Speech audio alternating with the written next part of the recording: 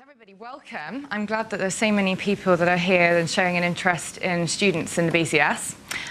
For those of you that don't know me, I'm Jennifer Hewitt. I'm the chairman of the YPG, and I'm joined here today with Andrew Brown, who's also past chairman of the YPG, and he sits still very much on our committee. So I'm just going to give a very short introduction into the YPG. We're the largest membership group in the BCS. We have over 23,000 members in our group. Quite a large proportion of those are students. And as you've probably seen, that's been flicking through the sort of facts and quotes that are going through behind. Students now account for 18% of the student population within the BCS. And they fit the majority. Obviously, there are some that sit outside our age group, but the vast majority sit within the YPG. So the YPG, we have a central committee that's primarily based in London, but we have representatives. I'm sure many of you have them in branches, and we indeed have some present in the room today. And we look to very much support and represent those members and give them support and advice and representation throughout the BCS.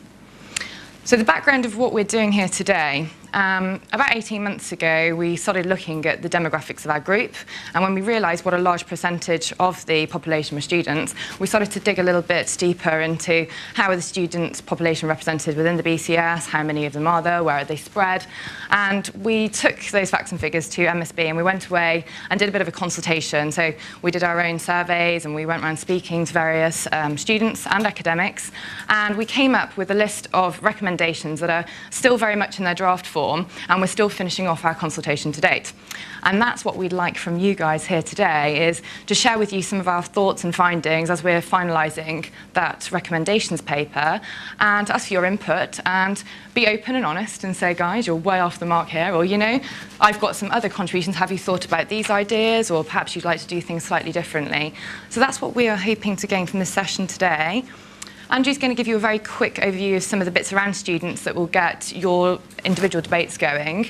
And we've assigned each of the teams a sort of question to debate for the majority of the session, where at the end, if we've got time, we may have a very quick roundup. But the chances are that we'll probably just distribute the results afterwards. So without further ado, thanks, Jen. Andrew. Wow. OK. Well, thanks, everybody. Thanks for having us back. We were here last in 2003, I think, when we came to Branches Congress. And some of you may remember that we did some really clever things with graphics. If you're expecting the same thing again today, I'm sorry, we don't have any of those. But I didn't want you to be too disappointed. So to kick off the sort of the brief, Jen, how do I flip out of this and go to some charts? Maybe I'm not going to do that today. But most importantly, as Jen was saying, what you're here to do is, I guess, to help us with the recommendations that we've been really trying to get to the bottom of, which is really answering that one simple question, which is, what does professionalism mean, and how does that sort of relate to students, and what do they want? Why do they keep leaving the society? Why don't more of them join? You know, these are the questions that have been going around inside our minds, and probably a lot of yours for quite a long time. So, we have some graphics. Super. OK, so this is a slide which, if you were at the Branches Congress in 2003, you would have seen before. It's a pretty depressing slide. These are the figures from 2003 when we take the Times top 20 universities. How many of the members at those universities studying computer-related courses were members of the society? Well, we're doing all right in Glasgow, so things are good down there. But pretty much, Bristol, actually. We're not doing too badly there. OK, so Jen, if you hit enter there, we can see now we're moving to 2007. So we can see we're doing better in some places. So Southampton, they win the prize. They're doing great. Surrey, again, massive success story there. So what are Surrey doing that nobody else is? Some depressing stories as we move towards the right side, but also look at Manchester as well. What are they doing? My goodness, they've gone from that high to this high. Let's look at the figures for 2009. Wow! Surrey? Blimey! What are they doing? They must be giving it away. I don't know if they are giving it away, actually. We should find that out. But look at that. Isn't that amazing? It's probably a little bit tricky to see, I guess, in the distance, but you can see how these are doing, in some cases, very erratic things. Up, down, up, down, up, down. So what's going on at those particular universities? And that's one of the things that we've been trying to get to the bottom of.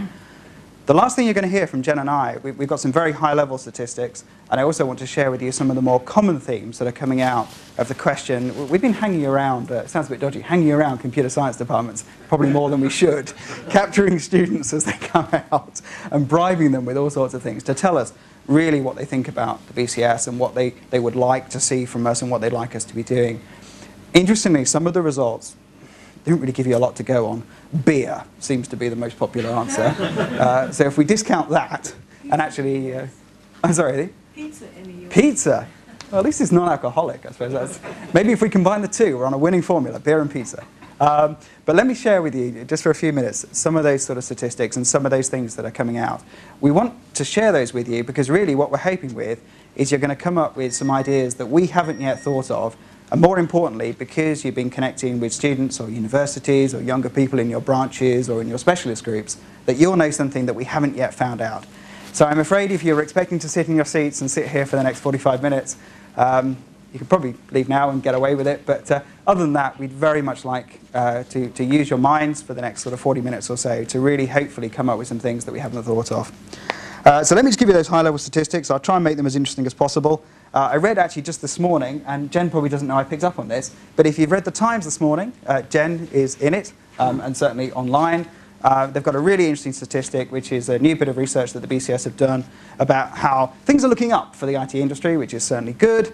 The statistic they put underneath that, which I thought was interesting, was the IT industry is now as popular as joining the army. I don't know if that's a good thing or a bad thing, but maybe it's a good thing. I don't know. But certainly things are looking up. But if you look at across the board, I'm sure more of you know that actually the number of people applying for computer science and related courses is actually down. Is that a good thing or a bad thing? Let's talk about that later. But what we're seeing is that actually the number of applications is risen slightly. So I think it was up 3.5%, I think the study was saying from 2000. What else can I tell you that's going to excite you? Probably not much, but let me tell you these figures anyway. 18% of all the BCS members, so 18% of the entire membership are student grades. 73% of those are here in the UK, the remainder are overseas. There's quite a big contingent in Sri Lanka, and I think they're doing... Sri Lanka? Yeah, 13% of all students are Sri Lankan based.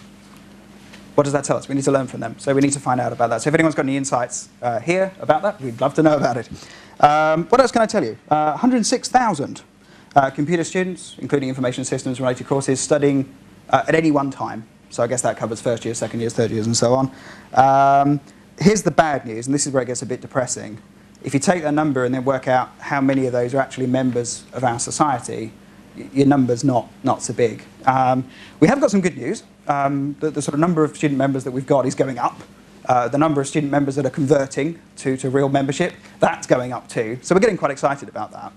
But if you take the bigger picture and look at that 106,000, and that figure depends on which statistics and which sources you're using, because the most important thing for Jen and I and the whole committee is that we come away having a sense of actually that we've understood what you've said and understood the things and the points you've raised. Yeah, I think now we're sharing some ideas. Let's just quickly throw out some of the things that will be going into our recommendations paper so you can get our viewpoint, because we've got a little bit bogged down with some of the universities. Even the university I studied computer science isn't on that chart, and I know half the people that we consulted with from the academics are also not on that chart. And if we take that aside, let's talk about some of the more positive things that we have been discussing and things that we think would be good. So things like having post-nominal letters for students, so something perhaps like SBCS or something. You could think about something like that. Mentoring for students. We had a session on CPG this morning, and how could we help students further their profession by having a mentoring process. Things like CV checking for students. Is there a way that we can do that? Should that be included as part of mentoring? What about work placements? A lot of universities offer industrial placements. It's something that's encouraged. I personally did one, so did Andrew. We think there's a lot of value. Should the BCS be supporting students and academics and industry in getting those links and getting students into companies for their industrial year? So those are a few of our recommendations. I'm not sure, Andrew, if there's any other key ones that you'd particularly like to. There's a whole section in our report about accredited university courses and what that means. But I think now, if we can turn to you guys in your groups to discuss, you've each got a question on your flip chart.